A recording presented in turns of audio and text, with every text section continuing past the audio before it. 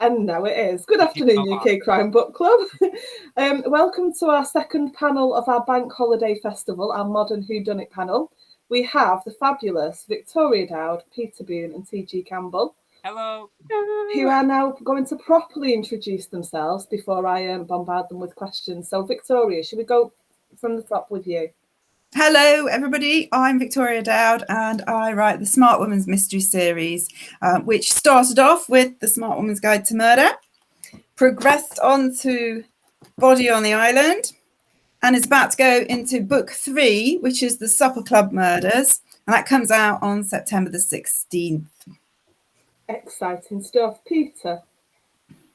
Someone who's just signed in and going, yay! Was that for me or just getting in? Right there with you. Sorry, Peter, carry on. My name's Peter Boon. I write the Edward Crisp mysteries, which are modern set cosy mysteries in a little English seaside village. My first one came out just over a year ago. It is Who Killed Miss Finch, about a horrible head teacher that gets murdered. Then I followed up with a winter-themed novel, The Snow Day Murders. And then most recently, I had Death in the Closet, which was about a gay footballer who made history by being the first English Premier League footballer to come out and then got murdered in the process. And I also had a little mini novella called The Mystery of Jackson King as well. So they're my books. Excellent. And Tani? Okay, so I'm writer T.G. Campbell, and I write the Bow Street Society series of books about a group of detectives in Victorian era London, starting with the case of the curious client. And the 5th book is out on the 6th of September, which is the case of the Maxwell murder. I'm also a contributing author to the UK Crime Book Club's anthology, charity anthology. My story is A Case of Devil's Dares. If you haven't bought this, I highly recommend it. There's a lot of fantastic authors in there as well. And can I just say, it's currently £1.77 on special offer for our auction weekend, and we've hit £3,500 so far for the Brilliant Academy in Corby. So between our auctions and people buying the book, go and buy Criminal Shorts, £1.77, absolute bargain. Add it to your list with Victoria, Peter and Tani. Excellent. So one of the first things that we wanted to talk about today was what influenced you to write in the genres that you do. So Victoria, shall we start with you? Yeah, I suspect, like many people, Agatha Christie, basically. I found, a large box of them in my parents' loft and just ploughed through them all, then found out there were a lot more of them and just went to the library. I'm sure I was too young to be reading stuff like that, but I think you can get into it at any kind of age, really, murder and blood and gore and death. And then I discovered, of course, there's a whole world beyond Agatha Christie as well. So, I loved all the Campion books as well. Absolutely huge fan of those, and Lord Peter Wimsey and all that kind of thing. And I really, really like Josephine Tey, although that was when I was kind of a bit older. I think she appeals to a slightly more older readership. So, yeah, just kind of hit the ground running with going through as many golden age detective fiction writers as I could get my hands on. And then I think I went through a dark period of more kind of gothic-y stuff, and also kind of hard-boiled and noir crime. And I think that does kind of influence my work a little bit. So I really like Raymond Chandler. And I know he kind of goes off on sort of, an expedition at some point, and it all falls apart, and the red herrings are just forgotten about, and some chauffeur's gone off a cliff and no one remembers who he is or why he was there. But I kind of like that sort of almost madness that's involved in the books. I love that. So, yeah, lots and lots of influences, but most, through reading and obviously through the job that I used to do. I was a criminal defense barrister for a long, long time. And the next book, the 4th book that's being written at the moment, is set in a courtroom. So that's influenced that one enormously. So those are my influences. Apparently the yay was from Michelle Keller. For you and Peter, my 2 favourites. So I don't know who your other favourite is, but Peter, you're one of them. Sorry, we both know Michelle and her sister Lisa from Instagram. They run Bookstagram accounts, and they always give us kind reviews and read our books in advance. So they're great readers of mine, both mine and Victoria, her and her sister. Excellent. So Peter, influences. Yeah, as for me, almost identical to Victoria. I actually wonder how many crime writers say the same thing, but yeah, completely from childhood, Agatha Christie all the way. I remember, I'm going to age myself now because it was 1989 when the David Suchet Poirot series first started, and I was like 10, 11 years old. And I loved this. We used to watch it with Mum and Dad on a Sunday evening.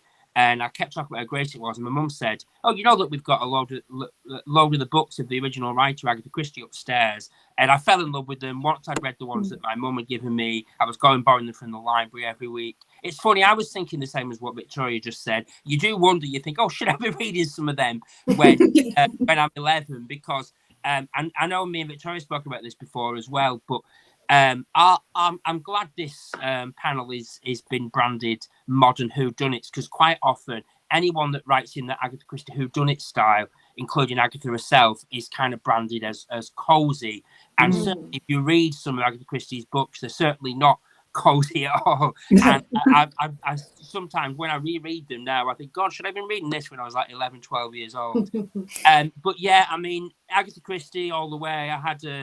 I then had a love of English, of reading books, and I went on to an English literature degree and became an English teacher, and then rediscovered them again in the last few years, and that's what really inspired me to be a mystery writer. My kind of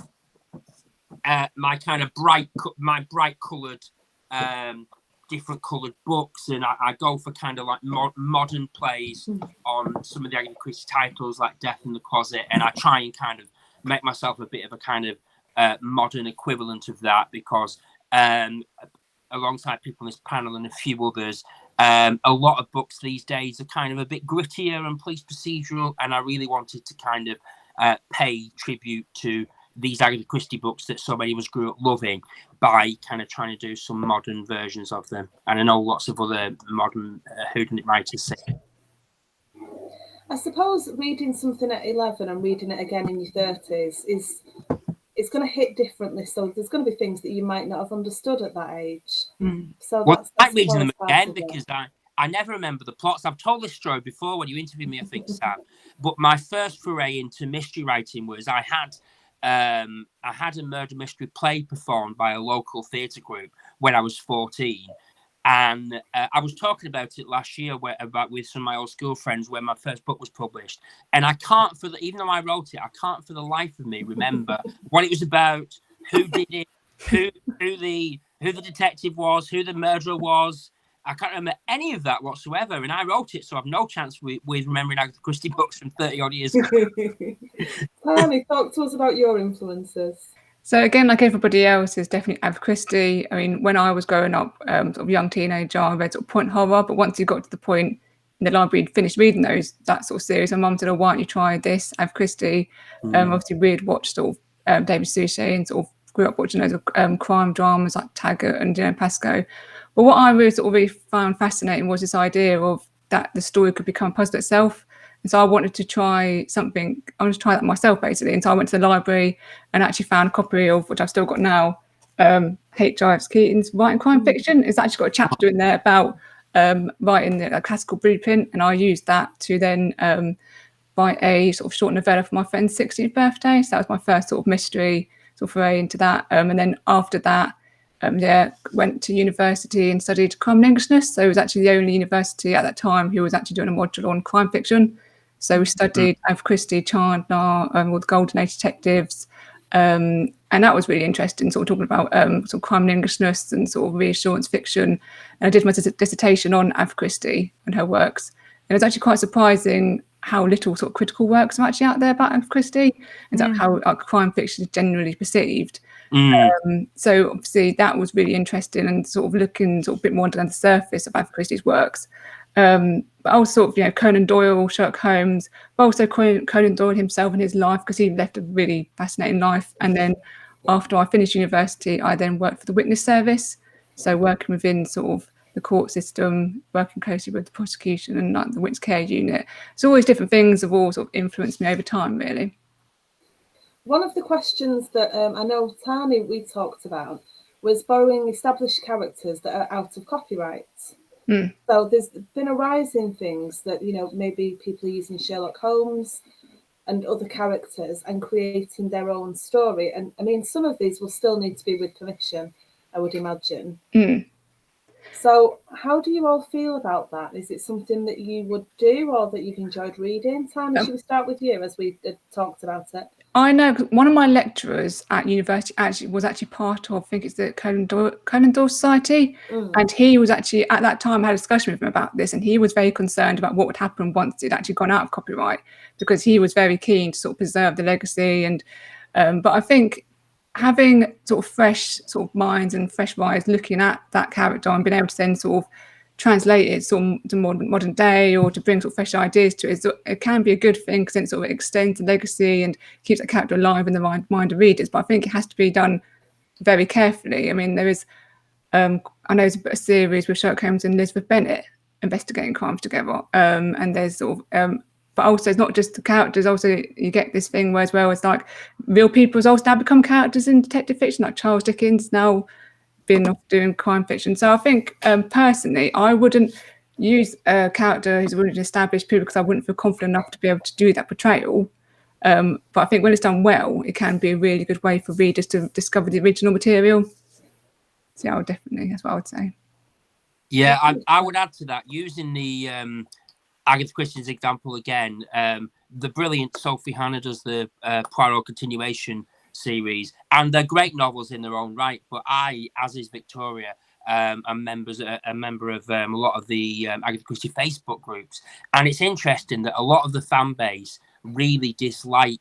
I don't think the books personally, but they dislike the idea of kind of their kind of treasured and a novel Agatha Christie being taken on by someone else. And some of the kind of more negative comments who dislike the idea, you can tell they haven't even read the books. So as much as no one's done the Miss Marple continuation yet, I would love to do that. You think you kind of automatically kind of upsetting some of the fan base who are kind of more purists, who maybe think should be left alone. And I know you mentioned Sherlock Holmes. Obviously, a lot of people have done those unofficially, but I think Anthony Horowitz did the official ones that were kind of blessed by the estate. But it just makes you think, doesn't it? These kind of literary characters and authors that you love, you wouldn't be wanting to kind of upset their fan base by doing something that some of them maybe don't like. It's a tricky one, really. Victoria.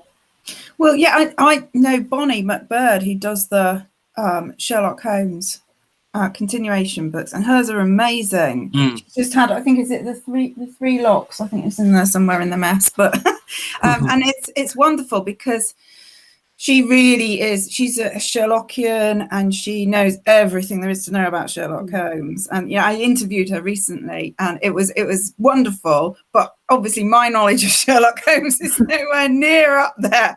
And it's amazing how she's managed to capture the essence of Sherlock and Watson. But you know, even the recent TV show Sherlock was absolutely brilliant. Yeah, it was complete departure in some ways from the books, and it brought a whole new raft of people to the books. You know, I know there's a lot of criticism of adaptations of Agatha Christie on TV as well, where people say, oh, this isn't even a Marple story, why have we got her in, why didn't they ask Evans, you know? And I think it does bring in a whole new bunch of people. My kids have got into it through things like the Sarah Phelps interpretations, such as And Then There Were None. And they're absolutely magnificent. They are a big departure, but in some ways they do capture the essence of the story. And if we're just going to preserve them in aspect, it's a little bit like, you know, saying let's go visit something at a museum. And they're not that. They do translate to modern audiences. And I think,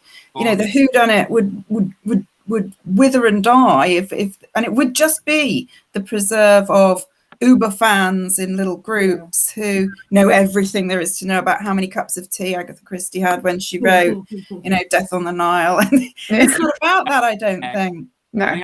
If they're bringing a new audience to something that they wouldn't otherwise get, I think it's a fantastic idea. Like I saw advertised the other week, there's a new Hercule Poirot game coming out on like the Nintendo Switch and everything. Again, a lot of purists might not like that, but if you can get kind of like young people kind of playing a Poirot game, then they might look up the TV shows or the books. Yeah. I have played all the PC games of Hercule Poirot. They are very good, so I would recommend them. Yeah. I'm terrible at things like that. No, and most of them are ones that I played are point and click, though, so they're very much puzzled, but you get to question all the suspects. So it's good reading the book of Murder on the Express and then playing the PC game, and then reading the book of Addendum Unknown and playing the PC game. It was quite good to actually compare the two. Well, I never finished. What I wondered you might be able to answer me was, is it the same ending? Because I didn't get to the end. I thought, I don't want to get to the end because obviously your task is to try and solve it. But if you already know the ending... You can't answer that because that would be a spoiler. Spoiler. Oh. You can ask afterwards. You can ask afterwards. I wondered if it was the same ending or not. But yeah, let's not tell everyone. Let's not tell everyone that. No. We've got a few hellos from people. Caroline Maston says hello. Oh, hello. She's so excited for this panel and she gets TG soon. She does. Leslie Lloyd and Donna Morfitt say hello. Oh, great. Oh, Kaz says, I can honestly say I've read all 3 of these authors and absolutely enjoyed their work. Hard recommend buying all of them. Oh, bless you. That's sweet. Thank you very much.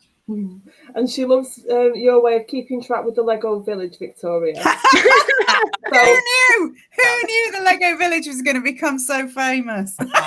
So we're going to ask you about model villages, I don't know. So, Lego Village was sort of similar, isn't it? So I just kept losing people all the time. And when you're doing that kind of locked room, closed circle mystery, and you think, no, hang on. This person can't be talking because they've gone out earlier, and I just kept losing them. I thought maybe I'll do post-its. They're blowing all over the show, Yeah. And then I saw all my boys' little characters. Oh, hang on, this definitely could work. So he helped me build. It's been lockdown. There's been homeschooling. He's been schooled in the art of the murder mystery more than anything, really. And I've just set out this whole village with the church, the castle, everything. And it does help. You can move the little people around. You're going to get a customized person. Yeah. Detective in the little model. Yeah. Peter, say again. We lost you then. Does he not come and move the characters around behind your back to mess with them? Yeah. And then it's not been unknown for Chewbacca to make an appearance as the murderer. When you're like, why is this here? Oh, I needed this other figure for what I was playing with my game. Like, oh my God, you can't just keep switching them in and out. But there's a little red monkey called Dupin, for obvious reasons, in the next book. And I even managed to find Lego create everything. There is even a Hercule Poirot in Lego. But I managed to get a little red monkey in amongst the stuff as well. That disappeared though as well, So what other ways do you have of keeping track? Peter, let's go to you next. I have, I can see it on my wall at my desk, but you can't. I have for each of my books, I have a bit like I know Victoria does this, a bit like a murder wall, like you would have in a police investigation room. So I've got all my suspects.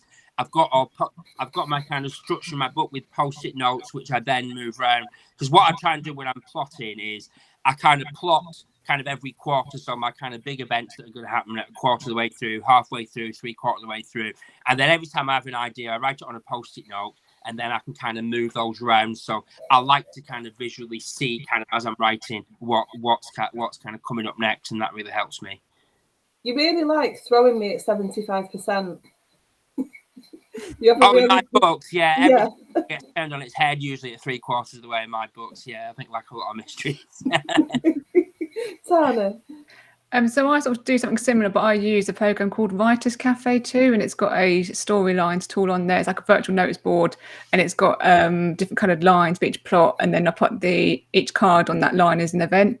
But the good thing is, as you're creating that, it then creates a printable report, so you can then print out the report, and then you can then sort of put notes on. So that's what I'll do for my main book, and I've also got I've actually planned something similar for the rest of the books in the rest of the series, so I know what's going to be happening in the books after the one that I'm doing at the moment, because I've got the main mystery is different obviously in each book, but then I have a main overarching story that runs throughout, and then I've got another couple of subplots that I keep going as well. But honestly, if I didn't have that plan, I would get completely and utterly lost in my plot. I can't pants at all. I have to have that, and also I tend to sort of do a summary of sort of dialogue in those cards rather than just doing bullet points, because again, quite often it's sort of what people say and what people do that actually sort of I can lose track of. So that's how I generally will keep track. And obviously with characters, each character has its own character profile. And then my friend created me an access database with just the characters on to know, because I find myself keep using the same name. And so you'd have like 5 Michaels, and it's like, I need to be sort of use a different name. So I can just literally just search the database, like, oh, well, I've already used that name like 3 times already. I better use a different one. So that's another thing I use. Really helpful way of keeping track. I know lots of people end up writing with the same initial as their own. The amount of Sams, Sarahs, and Stuarts in things that I've written. Oh, really? I heard of that. That's interesting. I wonder if I do that. People find it difficult to pronounce my name, so I never use my first name in my books. TG says hello to us all. Caroline Maston, okay, I don't know what I'm walking into with this. She said controversial, but I also like Enola Holmes. Now, I haven't watched Enola Holmes. I've watched it, yeah. I've not managed to watch it yet. So I can't even ask a question here because I don't know what she means. It's okay. It's very different.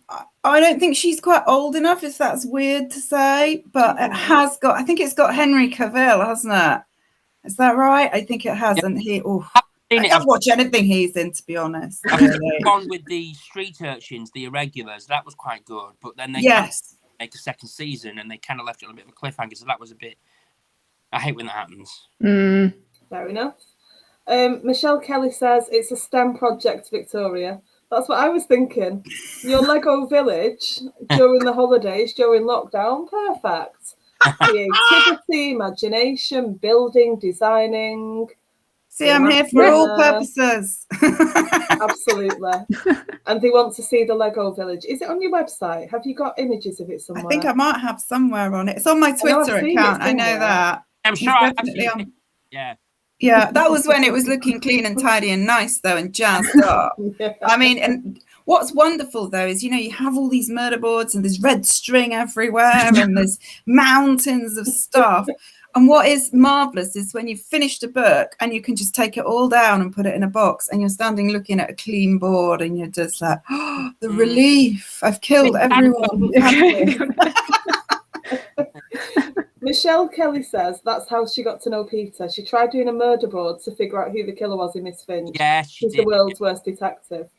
So my next question to you all is, how do you feel when people figure things out? Do you like that? Do you hate that? Do some people really annoy you, Peter, when they get things that you don't think they're going to get? So should we go to Tani first? Well, I sort of, when I'm sort of plotting my mysteries, I try to do it so that at least by the last couple of chapters, they've got an idea of who the murderer is. They might not necessarily know why, but at least they've got pretty good idea of who it is.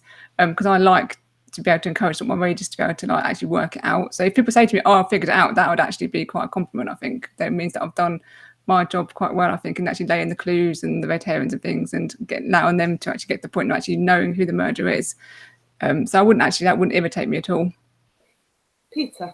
Yeah, similarly, like I try and kind of leave everything there to be solved if people want it to. And what I like, and Michelle Kelly just mentioned this, is I like when certainly readers who read my first book and then read my second and third ones, I like when readers kind of talk to me kind of in real time as they're reading, and they tell me because they spotted it. I'm there at the other end of the computer thinking, oh, are they going to get this? And I really like that kind of interactive part of it. But yeah, I think I quite like it when kind of a few people get it, but maybe not everybody. And when people say, oh, I could have kicked myself, I should have seen that coming. I think that's really good. But I think it's hard to find the balance, isn't it? Because you don't want to make it too obvious and you want to surprise people, but you don't want it to seem like the ending, like the solution has come from nowhere either. Yeah. We've had some of those live conversations while I've been reading, you're one of them as well, Sam, actually. Yeah, me and you do that as well. I do quite a few of my reading now once I read the first one. I'm really annoying, though, because he'll say, right, who do you think it is? And I'll have read a few chapters. And I'll go, it could be this, but I think it's this. And then he'll give it away because he'll love heart the one that's the right one. Yeah. Do I? No. So then I know that I'm right. No. Then I know that I'm right, and I try and figure out the rest of the way through. That's not intentional. Story I've just remembered is Victoria was very kind to me as I was just starting out. Her book was published a few months before mine, and Victoria was actually one of my very first readers of Who Killed Miss Finch. And I remember asking her as a fellow mystery writer if she worked out who it was, and she did. And I said, "Oh, how did you work it out?" She said, "Oh, I could just tell." And I'm like, "Oh shit!" And I thought, I hope this is just because she's like a fellow author. It's not really, really obvious. And luckily, I'd say probably about 10 or 20% of people who get in touch with me solve it. But I think it was just because Victoria is obviously a very clever lady and a fellow mystery writer and no kind of a mystery. But because she was one of the first people to give me feedback, I was thinking, oh my God, I bet it's too obvious. But it was all right in the end. Okay. To be fair, it is part of my job to try and figure things out. So it's not really fair of me to... You never figure out mine, do you? Me? I figure yours out every time. No, we had we'll talk about this more afterwards, but we did have some debates over. I was close in Who Killed Jackson. The Mystery Jackson King, yeah. Thank you. Couldn't think then of the title. Murders. I think you got it kind of partly because it was a bit complex. I did, but then I was the only person who got it in one of the other ones. So yeah, I was quite pleased with that. Actually, I do remember that now. Yeah. So can I also be clever and wonderful like Victoria? Oh yeah, obviously. Victoria, do you want to answer that for us? I'll stop teasing Peter now. We have lots of fun. Sorry, we've not even had Victoria's answer yet. Sorry. It's really nice when people are actually, engaged with the book as well. Because if they're trying to work it out, they're going through all the stages. They're really interested in the story. The worst, I think, is when you get people who say, "Oh, it's really complicated. I don't understand it. I don't understand what's going on. It's meant to be complicated. It's a whodunit. It can't be linear." So yeah, I do really like it when people, like Peter was saying, I think when people are when they're reading along and they are saying online or whatever, this is where I'm at. I think it might be this person. It could be that person. It's really hard not to give it away as well. And another example of Victoria's I absolutely love is in Victoria's second book, Body in the Island. She set it on an unspecified island off Scotland, and it was Scotland, wasn't it? And it was, She had a competition to see who could work out which island it was. And Michelle Keller, who's commented a couple of times now, and Lisa went into battle with it, didn't they? Trying to work it was brilliant. And you were all messing back and forth for days, and then one of them got it in the end. But that was great. That was just fantastic.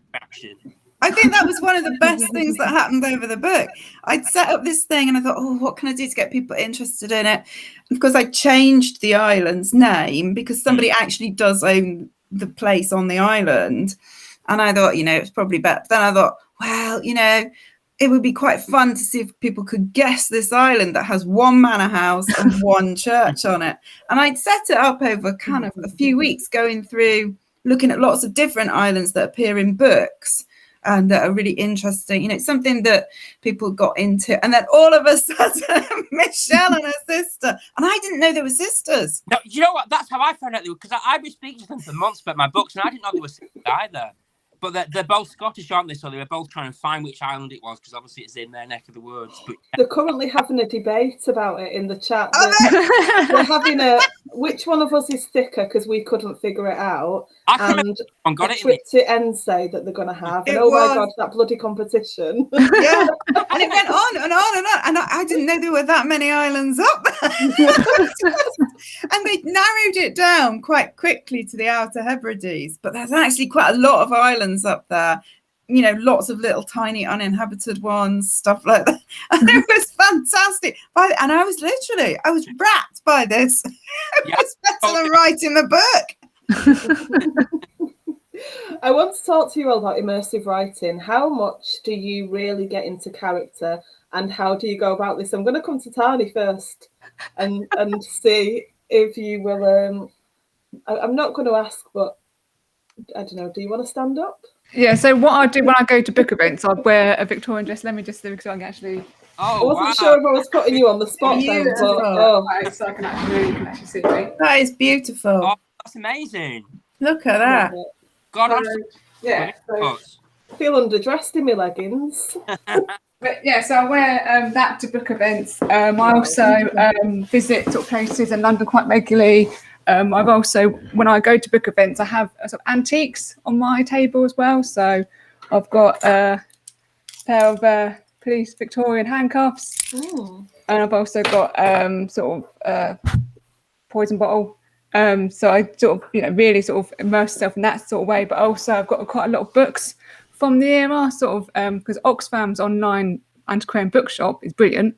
They've got quite a lot of sort of books from the 50s onwards. So I've actually got a book that was published in 1896, which is all. I've got rebound recently. This is actually from the year that I write in, so it's all pictures of London. Oh wow! From the actual year that it was completely fluke that I actually stumbled across this. Actually, it was the same year that all my books are set in, so you can imagine this is quite sort of really invaluable because it was written and published for the Queen's Jubilee, I think it was. So yeah, literally anything and everything Victorian. Go to like historical walks. I sort of go to quite a lot of museums. I'm in quite regular contact now with the manager of the new Bow Street Police Museum in London. So I interviewed them for my podcast. So really, yeah, anything. Literally eat, breathe, and sleep Victorian London at the moment. So Victoria. Well, I dress up as Agatha Christie. No, I don't really. I really believed you. I want to see that. No, I'm not standing up either. I think I would be. Oh gosh, that's a tricky one, isn't it? Because like with Body on the Island, it's set on Ense, and everybody assumes that I must have been to this island. But actually, I was really ill at the time, and I was in bed writing it, and I did go online and get lots of books that are out of print, or from places like Aid Books, and you were talking about antiquarian bookshops and stuff. And there were photographs, pictures. I mean, with the internet, it's quite easy to find these places. And actually, I wanted to create a completely different atmosphere to the one that is there. So I did get in touch with the guy who owns the house and the chapel, and myself and Peter, and I think the Kelly sisters are all off there at some point. I'll say that. Field trip. Hit me up on the way. Sounds like a fun trip. But I actually never visited the island. It was all very much in my head what I wanted it to be like, and how I wanted the house to be. I have sent the owner a copy of the book, and with the note saying it's not particularly very flattering of your home, but he's cool with that. He was cool with that, so that was all right. So I think mine is much more abstracted, and I kind of it's more of a world that I kind of invent and visit rather than one that I see is in any way real, to be honest. I was just going to say, one thing I've noticed is your books are always set in isolated locations, aren't they? And you always seem very inspired by Berg Island, which I know in Devon is near you, isn't it? And it's Christie used to write, and it was the inspiration for Then There Were None and Evil Under the Sun. And I always think that to be near there, and I know you visit there quite a lot, and you write about isolated locations, that must kind of really inspire you, I always think.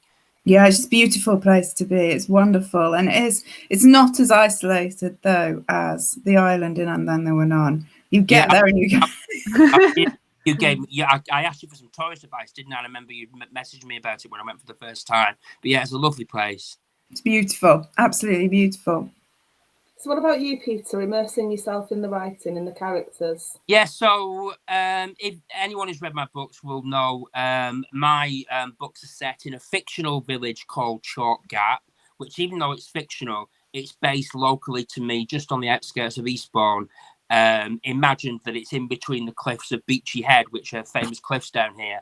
And I like to kind of go and walk around there. Also, obviously, it's a seafront location as well. So I like to kind of go and wander on the seafront, and I always take photos to inspire me. And one thing I like to do, because I have a Microsoft Word app that I have synced up, so I could write on my laptop, and then I can go and kind of write on my Microsoft Word app on my phone, and it links up. So I quite often, particularly like in the summer holidays now, when I'm off a bit more because I'm a teacher, I like to go and kind of wander on the seafront and sit on a beach or sit in a seafront cafe and kind of write. Because I'm writing about a seaside village, I find it inspiring to kind of sit in the sun or sit on the beach and write.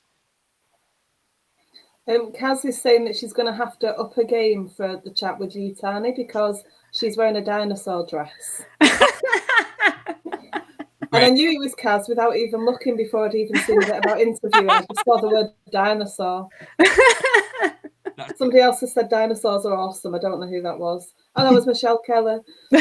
Alex Hawley has asked, what's the strangest location that you or somebody you have read has used in a locked room mystery? Should we go back to you, Tani? Great question.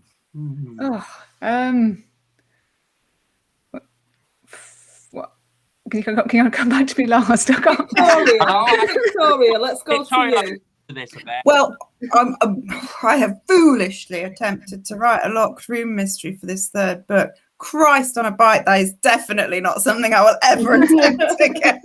That has needed a lot of models because it's got to work perfectly. But one of my absolute favourites, and this is going to give something away, was in a TV show. It was in Sherlock, the new TV show, and it was a locked car mystery.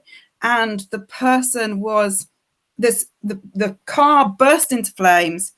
It had been an empty car sitting on the drive, and then the skeleton of the young lad was found in the seat. And it was, how was this person in the seat?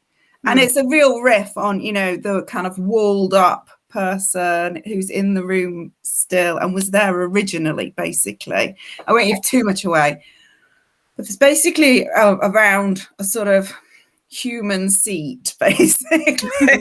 And I thought that was absolutely brilliant to take that concept of the locked room and move it to an entirely new location and still have that element, because it's really difficult to do something new with it. There's the whole John Dixon car, the Hollow Man, that it sets out in one chapter. These are the ways in which you can have a locked room mystery. There are no other ways. And to some extent, he's right. There aren't. You know, there's only so many variations of that. But there are a few now where I think people are including the closed circle kind of, you know, the house or island that is locked off from the outer environment. They're calling a locked room. Yes, those expressions interchangeable, don't you? But really, a locked room mystery is when no one can get in or out. How's it been done? Whereas a closed circle is it's a limited number of suspects. I think so. I think there's a bit of crossover. Yeah. I've gone for the full-on, it's a teeny weeny space in a castle, and how could this possibly have happened? But I love all the classic ones, you know, like Murders in the Rue Morgue and all that kind of thing, where it's absolutely, and I love, we're giving it all away now, aren't we, by saying which are our favourite locked rooms. But I love the Hercule Poirot's Christmas as well. Yeah. And it's lovely and bloody. And there's that horrible scream, and you think, what could it be? Oh God, I just remembered that. That's grim, yeah. I'm not he's commenting really on nasty man. I'll get hate mail. I'm not telling anybody what I think of that story. No. Keep it to myself. Peter. It's not very Christmassy. My attempt of a locked room-ish so far was my second book, The Snow Day Murders, where, as I mentioned, my books are set in a little tiny seaside village, and I imagined that they had it was a snow day from the school that the book is set in, and I imagined that this little village had 2 feet of snow. The police couldn't get in, no one could get out, and my amateur detective Edward has to help the police try and solve the mystery through like Zoom type technology, assisting them while they're on the other end of a video call. But that was my kind of attempt at a locked room, because murderer must be someone that was already in the village and hasn't left yet, because nobody can get in or out. So that was kind of an ish. That was like me and Victoria was saying. I think that was kind of one of those that's the borderline of kind of locked room / closed circle. But that's my kind of attempt of it so far. But it is certainly, I've tried to think of some original ones, like Victoria said. I think it is a challenge to try and think of something that's been done, and it's one of the hardest things to plot as well, I think. Yeah. There's a new book out actually that's on a prison ship, a female prison ship, murderers women, and that's very, very good. Oh, wow. That's fantastic. It's in here somewhere. Again, amongst the mess. Who is it? Somebody, Kaz has said Chris Speck has a great one on an Arctic trawler. So I've bought this book. I've been meaning to read it. Kaz gave it 5 stars. David loves it. Who is Still it? not had time to read it. Chris Speck. Oh, And I okay. can't think. It's a North Sea tale. But Tani, let's go. While everyone's making notes, let's go to you. Yes, in terms There of you go. Dangerous Women. Oh. Which way around is it? That's all set on board a female prison ship. That's very good. I've made some notes today. So in terms of locked rooms on TV, I think Jonathan Creek obviously does quite a lot of good locked room sort of things. Yeah. Yeah. I love Jonathan Creek. In terms of attempts myself, so my first book was set in a house with a resident patient who basically he says he's blind, but people didn't believe he's blind because he has hallucinations. So his attendant basically, when he goes out at night, ties him to the bed to keep him safe. And then the next morning he comes back and he finds his patient still tied to the bed, but then there's suddenly a dead body in the hallway. So it becomes not just about how the murder get in, it's actually how did the victim even get into the house at all, because the windows are all nailed shut, the doors are all shut. So that's sort of my was first attempt. So that's in the case of the Curious Client. But since then I've sort of done ones like there's another one I wrote about four guys are sort of guarding this gold on this train, and they're all stood around this box, and they put the gold in the box, and then they get to where they need to go, and the box is empty. So how did the gold get missing? And then another one was people basically fall into death from a window that couldn't open. Oh. So that's one of the short stories done. So I do sort of dabble a little bit in sort of, but it's definitely, there is only certain things sort of you can do with locked room mystery, and it is trying to get that, as I say, trying to find that bit of originality with that. But it's quite good. One of my characters is an illusionist, and you've got others an architect, so them two can come in and sort of apply their knowledge to try to work out how the dynamics and how the locked room element of it actually works. So somebody said, I can't wait for the smart women to be locked in a room together. You know there will be Michelle blood. Keller. Steve Munoz, good morning, a little late to the party. Hi, Peter. Oh, Hello, Steve. I never did send him. I said happy birthday to him in a live interview when it was his birthday last week, the week before. I never sent it to him. So happy belated birthday, Steve. Yeah, happy birthday. And now my dishwasher's going. Don't you just love live events? I wonder if he's Steve won my book on the auction last week, but obviously he's over in California. I wonder if he's received it yet. I sent it last week. I hope you have, Steve, and I hope you let me know if you've got it okay. I'm sure he'll let you know. We've talked a little bit about Tani, you like to plot. You need lots and lots of information to make sure you know where you're going and what's going on. Do you all plot? So Tani, just talk more about your writing process. So what I will tend to do is I'll start with the method of murder and the victim and the murderer, and then work my way out from that. But what I need to do really with, especially with it being set in 1896, is the method of murder even possible? And can they actually investigate, and how can they actually deduce that particular method was used, particularly with poisons? Obviously it's how they would forensically test for that. So I use I used the book Deadly Doses, and then there's a really good book called The Secret Poisoner, which gives a lot of sort of case studies about how they would investigate cases of poison in the 19th century. So then I will sort of go from the suspects outwards, and then it's always sort of trying to bear in mind which my members could actually investigate, what kind of knowledge and skills they would need to use to apply to be able to solve that. And once I've actually done the whole plot plan, it's then a matter of then make a list of the different aspects of research you need to do. Like I say, sort of like sort of the method of murder, how they deduce that, sort of other different, can be quite mundane things like the type of stairs, because obviously you've got an architect, he would know the name of the stairs and that sort of thing, and they have to go away, and quite often times I have to actually change the plot and the plan based upon the research that I've done. Wow. As I'm writing, that's constantly having to do more research and just really building up that picture. So it's always evolving. Peter, how about you? So I always come up with my, I always have like a kind of basic like one-line idea and usually the title, and I always know the solution and the killer. And then I briefly mentioned this when we were talking about kind of what visuals we use. But when I've got my kind of my basic idea and solution, I kind of plot. So I come up with, obviously I've got the ending, beginning, and then what I do is from lots of planning books that I've read, I kind of plan the structure for something to happen in the kind of 3-act structure for something to happen every quarter. So I have the kind of beginning, the first act where everything's set up, and usually the murder takes us to like the first quarter. Then I'll have a big kind of plot changing event at the 50% and the 75%, and I have it all plotted out on my wall. And then what I do is, when I think of an idea, I kind of plot in between. So usually by the time I've got to the end of my planning stage, each of my little bullet points or each of my little post-it notes is pretty much the plot. Each represents a chapter, and then I'm just kind of filling in the gaps by writing it. Victoria? I think I kind of start with a concept that's right at the middle that I think, I really want to do this particular thing. So, for instance, with the third one, I want to do a locked room. How am I gonna do that and bring a different aspect to it? And I worked that mechanism a lot first. And in the first one, I wanted to do a crossover murder and just start with the concept. And they're all kind of, big concepts from golden age detective fiction. And I want to go through all of those. I can't really say what the second one is without giving it away.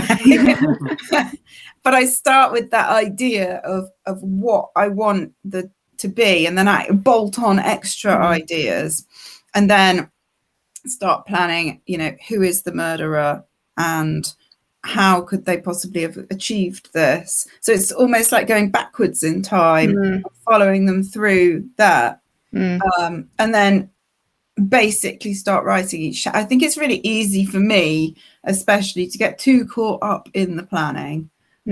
As a way of putting off actually writing the book, sitting down and going, now do some work, stop fiddling around. I love days when I'm just fiddling around, but sometimes visually it really, really helps. So the fourth book is set on one of the forts in the Solent, and they're all completely circular. And I think some of them are for sale at the moment, but one's been turned into a fancy hotel. One's had nothing done to it. And it's a crime writers convention I've got going there. And so I've got all the plans of this fort all over everywhere. And I started to realize that everything was going around like a clock because I could see it all there. And it was all so everything is circular on there. So I think sometimes the visuals really help with planning as well. Yeah, definitely. And before I did this panel today, I've been doing a comedy crime panel. I saw a bit of that. Talk about how comedy fits in the. Can it lighten the mood? Can it? Do you find it appropriate? Is there a place for it in crime? So Tana. Oh, Peter, go on. Peter, go on, That's not mine.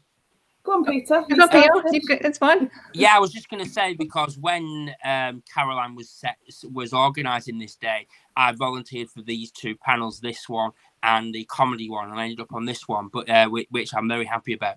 But yeah, because I try and kind of have a bit of a light touch and a bit of comedy in my books as well. I use my teenager sidekick Noah for a lot of the comedy. So he's the very kind of outspoken young man that's diagnosed with Asperger's, and he I got the idea from a wonderful American sitcom called Community, where there's this character called Abed that has Asperger's, and he constantly thinks that they're in a TV show, and it's really meta because he acts like everything that's happening is like storylines in a TV show, and of course they are in a TV show.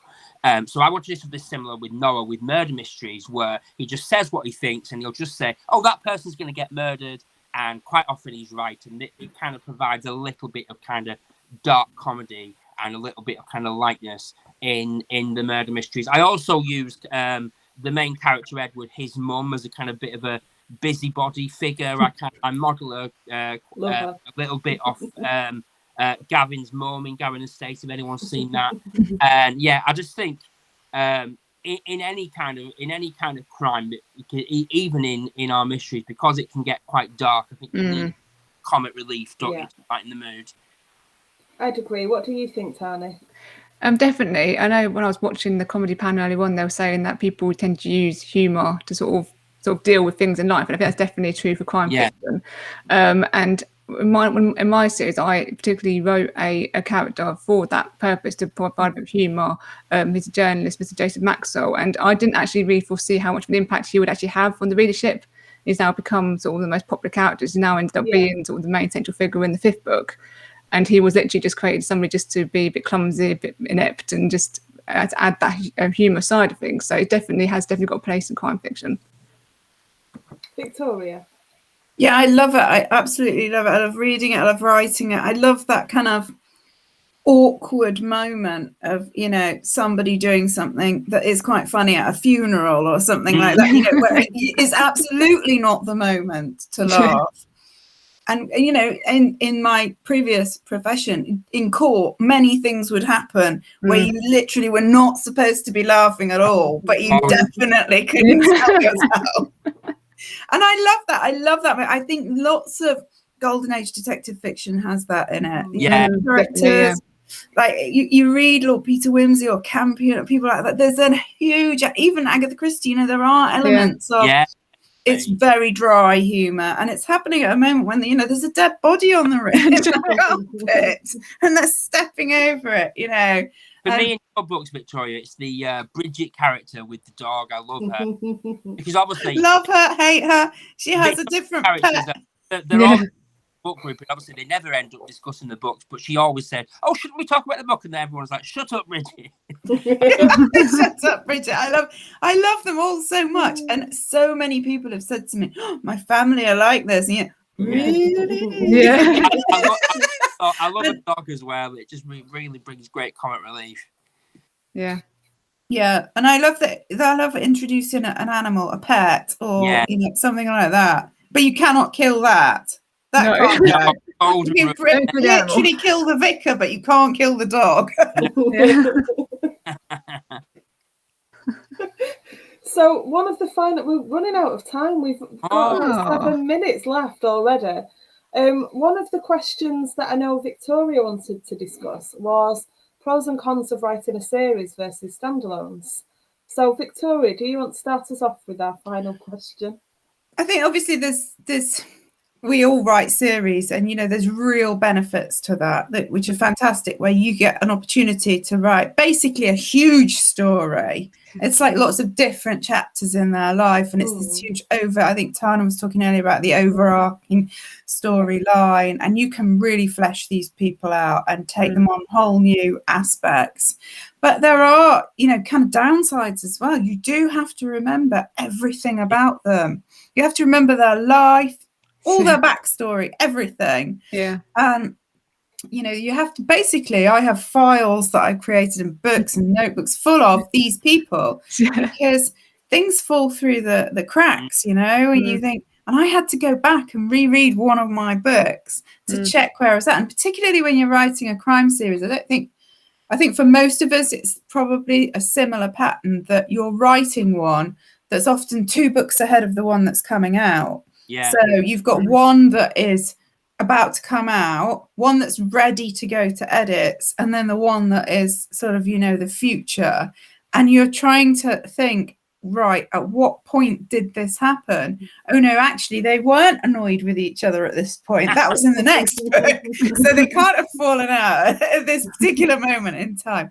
And you've got to keep that timeline in your head and where you are on that timeline as well in terms of writing. So it can be quite complicated. I know that Agatha Christie wrote her final books for Poirot and for Miss Marple and had them locked in a vault to be released, you know, because it was during the Second World War, and she thought, you know, if the worst happens, these characters don't have an end game, basically.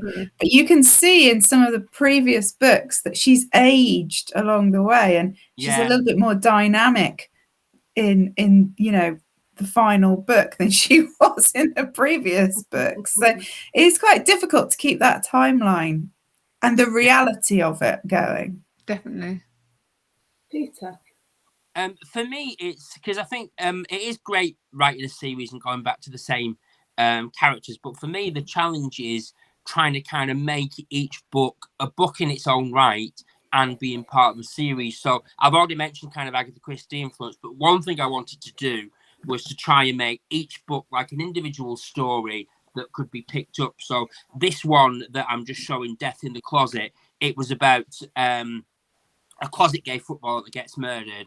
And this one in particular, it attracted a bit more of an LGBT audience. It attracted people who like football, who might not have necessarily read the previous books. So what I try and do, and you shall probably agree, it's really tricky, is I try and make each novel standalone in its own right. So you try and make sure you don't spoil any previous plots, and you almost have to, and you have to do it in a kind of quick, kind of easy way, so it doesn't distract the previous readers. But you have to try and almost reintroduce kind of each character and make it a standalone book. So that's what I decided to do, so people could read them in any order if they chose to. But I think that is a bit of a challenge trying to keep up with that. Yeah, absolutely. Tanya? Yeah, I'll definitely agree with all of that. Because if my books, it's the group itself, the Red Society is the main character, and so each case, the combination of detectives will change. So you have sort of core characters who tend towards being each case, but then depending on what the case is, you might get new characters brought in. So in that sense, it's sort of an endless sort of pool of characters that could come in and sort of investigate and then go away again. But definitely sort of keeping track of their life story. And also what I'm doing at the moment with the podcast is actually having character interviews. So I've actually got voice actors who are taking on the persona of the characters and actually answering readers' questions. So then having to know all the backstory of the characters so they can then answer these questions is make me really think about actually what I have them say on this could actually then also it's going to have an impact on what I put in the books. So definitely you've got to make sure you keep track of their backstories and their information. But I also think especially with sort of the Victorian sort of London with sort of the police and sort of amateur detectives, it's very good to have that space to be able to explore a dynamic between sort of what happens when the professional police investigations are interrupted by the public and sort of the culture of the police in the 1890s and how you've got a very sort of official face, then you've got sort of the underbelly. So that's definitely a pro, but I think, as I say, as a con can be sort of, you can lose some, if you're not very careful, you can lose some track of what you've actually put previously about characters, and when you've put them in later on, you've got to make sure you obviously remember what you said about them 3 books ago. So just before we go, let's have a recap of all of your books. And Peter, give my mum a wave because she'll watch this at some point for you.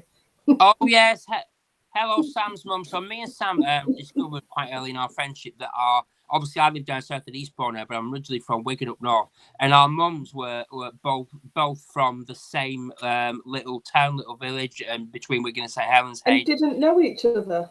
No, they didn't know. No, kind of similar age, similar area, but they didn't know each other. And Sam's mum doesn't really usually read crime books, but you got her to read Who Killed Miss Finch, didn't you? And I think she quite liked it. I gave her the Mystery of Jackson King first, being the novella. It's a nice way to go in, and now she's read everything. And I have to order a signed Death in the Closet from you as well. So we'll talk about that afterwards. Oh, I'll get you this after and I'll send one. Yeah, but hello, I'm lovely to see you. Can you all? Can people buy signed books from you all, Victoria? Yes. Excellent. How do they do that? They can just DM me on Facebook if they like. That's cool. Excellent. Peter, how do they go about ordering yours? Yeah, the exact same. I order them print on demand from Amazon. I don't know if anyone knows this, but when you get author copies, because you only get them at print cost, and Amazon don't make any money. If you were a customer, you would order one and it would come in a couple of days. But author copies, they take about 2 weeks to send. So I can get them, but if I don't have them in stock at home, then it would just take me a couple of weeks, that's all. But yeah, same as Victoria, just send me a message and I'll be able to sort that out. Excellent. Tanya, can people buy signed ones from you? I tend to sort of restrict sort of signed copies, sort of book sign events, or do auctions or giveaways, to be honest. I don't tend to sort of automatically offer signed ones, but obviously if somebody really, really wants one, they can DM me and we'll have a chat. Well, thank you all so much. I've been thrilled to be invited to host you all for an hour. Very, very exciting foot tapping. And thank you to all the members and admins for joining in. Just show us your books very quickly before we finish. Victoria. So there's Smart Woman's Guide to Murder, and which has excellent wallpaper, which I'm desperate to get, but I don't have wallpaper like that. And Body on the Island, and the Supper Club Murders is on its way soon. Excellent, Peter. So if you haven't read any of mine yet, the best one to start with is the very first one, which is Who Killed Miss Finch. Then we've got the Snow. Lift it up a little bit higher. Yeah. There we go. Who Killed Miss Finch? I can't tell if it's on camera or not. I think it is.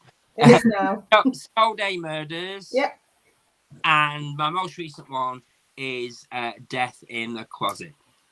Thank you, and Tani. Okay, so our first one is the case of the curious client. That's the first one, the Bow Society mystery, followed by the case of the Lonesome Lushington. That's then followed by the case of the spectral shot. And then it's after the fourth one is the case of the Toxitonic, and the fifth one, the case of the Maxwell murders, out on the 6th of September. Thank you all so much. And remember, everybody, to go and bid on our auction for Red Kite Academy and buy Criminal Shorts, £1.77. I'm going to buy that. Yeah, buy this. Oh, yeah. You're Glamorously modelled by the lovely Tani. Thank you all so much. Thank you. Thank you. Fast. Wow.